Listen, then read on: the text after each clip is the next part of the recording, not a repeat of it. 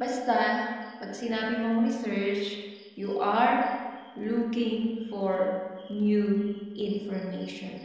You are inquiring, you are... Hello everyone! Welcome back again to my channel. Alright, so by the way, this is Mentor Joba, a political science instructor, and I'm here to guide you on all your lessons. Okay, so if you are new here, please don't forget to give a thumbs up for this tutorial today and subscribe to my YouTube channel in order for you to get updated on all my video uploads every week. Alright, so without further ado, let's start!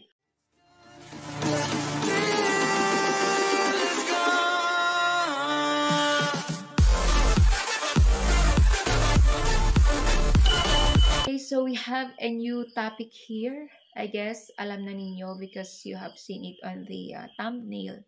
Okay, so bagong-bago to sa lahat ng mga tutorial ko, and this is about research, right? Since I've noticed na maraming nagtatanong, naghahanap kung ano ba ang ibig sabihin ng research, so let's try to discuss it now. According to the definition of Webster Dictionary, it says here that when we say research, it is defined as this, okay? So research is a process of systematic inquiry that entails collection of data, documentation of critical information, and analysis and interpretation of the data or information in accordance with suitable methodologies set by specific professional fields and academic discipline. Okay, so that is about research. Niya dito, kapag sinabi mong research, it entails a systematic process wherein someone is gathering information. So pag ikaw, estudyante ka at nagre-research ka, naghahanap ka ng mga ibang impormasyon tungkol sa nabasa mo, ang ginagawa mo ay research. At dahil nasa tutorial ka ngayon, napapanood mo itong tutorial ko ngayon, yan, ang ginagawa mong yan ay research. You are looking for another meaning. Naghahanap ka ng mga ibang eksplanasyon ng mga nakikita or nababasa mo, tulad nga ng term na research. So, nandito ka sa tutorial ko dahil naghahanap ka ng ibang explanation or ibang meaning ng research. Okay? So, that is the basic definition of research. Pero, sabi niya dito, hindi lang daw ito paghahanap ng mga bagong impormasyon. Okay? So, it highlights here the systematic inquiry. Okay? Ibig sabihin ng systematic inquiry, there is a step-by-step process on how you look for the information. So, may proseso yan. Hindi pwedeng, nakita ko na ito na ang ibig sabihin. So, yan na ang research. So, there is a process. Let's say, for example, hanap ka ng libro. That is already a process of researching. Or, so, maghanap ka muna ng libro na naayon sa gusto mong i-research. Let's say, for example, if you want to look for the date when Magellan discovered the Philippines, you have to look for a a history book. Okay.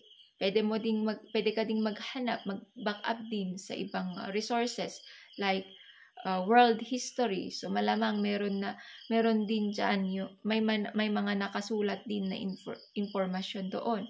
So there is a systematic process. May step by step process. Kaya hindi pwedeng kapag nagre-research ka, yun na agad. Kailangan mong magkaroon ng papel, ng mga ballpen. So, yun yung mga sinasabi niyang basic na process for research. So, ganyan lang ang ginagawa mo kapag nagre-research ka ng mga assignment.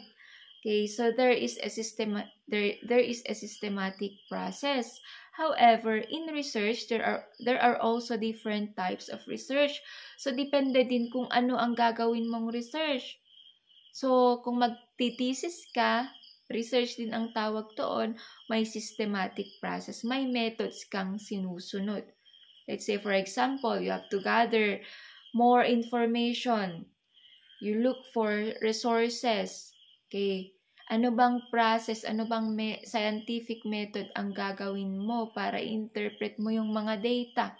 Okay? So, those are samples of process in doing research. Okay? Basta, pag sinabi mong research, you are looking for new information.